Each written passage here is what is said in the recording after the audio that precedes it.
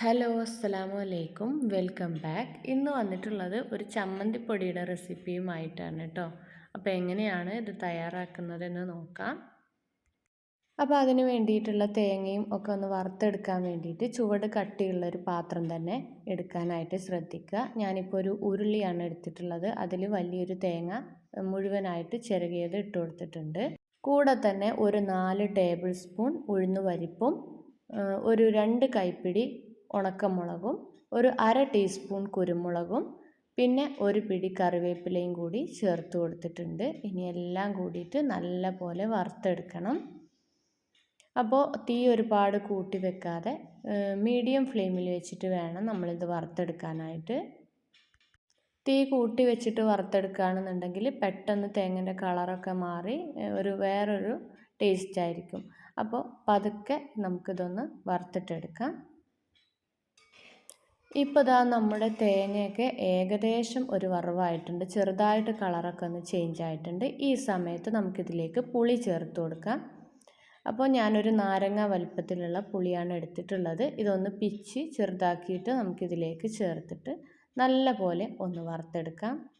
ഇനി തേങ്ങ നന്നായിട്ട് കളറൊക്കെ മാറി വരുന്നത് വരെ വറുത്തെടുക്കാം. ഇപ്പോൾ ദാ നമ്മുടെ തേങ്ങയും വറ്റൽമുളകൊക്കെ നല്ല പോലെ ഡ്രൈ ആയി വന്നിട്ടുണ്ട് കേട്ടോ. നന്നായിട്ട് വറവായിട്ടുണ്ട്. ഈ സമയത്ത് നമുക്ക് ഫ്ലെയിം ഓഫ് ചെയ്യാം.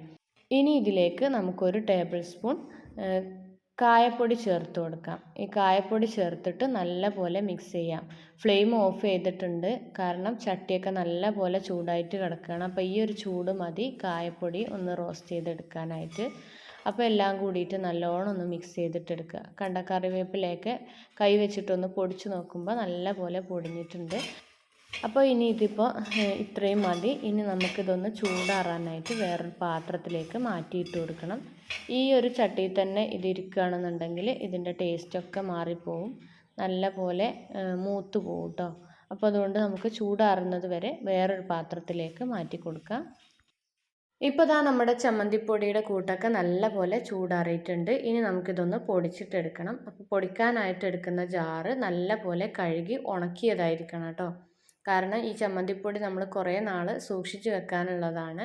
അപ്പോൾ മിക്സിയുടെ ജാറ് നല്ല പോലെ ഉണങ്ങിയതായിരിക്കണം, ഇല്ലെങ്കിൽ പെട്ടെന്ന് ഈ പൊടി പൂത്ത് പോകാനുള്ള സാധ്യതയുണ്ട് കേട്ടോ. അപ്പോൾ ഞാനിത് പകുതിയായി ആണ് ആദ്യം പൊടിച്ചിട്ടെടുക്കുന്നത്. 2 ബാച്ചായിട്ടാണ് ഇത് ഞാൻ പൊടിച്ചിട്ടെടുക്കുന്നത് കേട്ടോ. ഒന്നിച്ച് പൊടിച്ചെടുക്കാൻ കഴിയുകയാണെന്നുണ്ടെങ്കിൽ അങ്ങനെ ചെയ്യാം. അപ്പോൾ പൊടിച്ചെടുക്കുന്ന സമയത്ത് നമുക്ക് ഈ ചമ്മന്തിപ്പൊടിക്ക് ആവശ്യത്തിനുള്ള ഉപ്പും കൂടി ചേർത്ത് കൊടുക്കാം. ഞാനിപ്പോൾ ഒരു അര ടീസ്പൂൺ ഉപ്പാണ് ഇട്ട് കൊടുക്കുന്നത്. പിന്നെ ആവശ്യമുണ്ടെങ്കിൽ ചേർത്ത് കൊടുക്കാം. ഞാനിപ്പോൾ ഇത് പൊടിച്ചെടുത്തിട്ടുണ്ട്, ഒരു പാത്രത്തിലേക്ക് മാറ്റി കൊടുക്കുകയാണ്. എന്നിട്ട് നമുക്ക് ബാക്കിയുള്ളതും കൂടി ഇതുപോലെ പൊടിച്ചിട്ടെടുക്കാം. ഞാനിതൊന്ന് പൊടിച്ചെടുത്തിട്ട് വരാം. പൊടിച്ചെടുക്കുമ്പോൾ ഇതിലേക്കുള്ള ഉപ്പും കൂടി ചേർത്ത് കൊടുക്കുന്നുണ്ട്. അപ്പോൾ ആദ്യം പൊടിച്ചതിൽ കുറച്ച് ഉപ്പ് കുറവായിരുന്നു, അപ്പോൾ ഞാനിതിൽ കുറച്ചും കൂടി കൂട്ടിയിട്ടാണ് ചേർത്ത് കൊടുക്കുന്നത്. അപ്പോൾ ഇതാ നമ്മുടെ മുഴുവൻ ചമ്മന്തിപ്പൊടിയും ഇവിടെ പൊടിച്ചെടുത്തിട്ടുണ്ട്. നല്ല ടേസ്റ്റി ആയിട്ടുള്ള ഒരു ചമ്മന്തിപ്പൊടിയുടെ റെസിപ്പിയാണിത്. എല്ലാവർക്കും ഇഷ്ടമായിട്ടുണ്ടാവുമെന്ന് വിചാരിക്കുന്നു.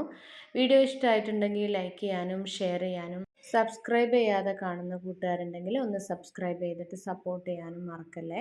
വീണ്ടും പുതിയൊരു വീഡിയോയുമായി കാണാം ഇൻഷാ അല്ലാ. അസ്സലാമു അലൈക്കും.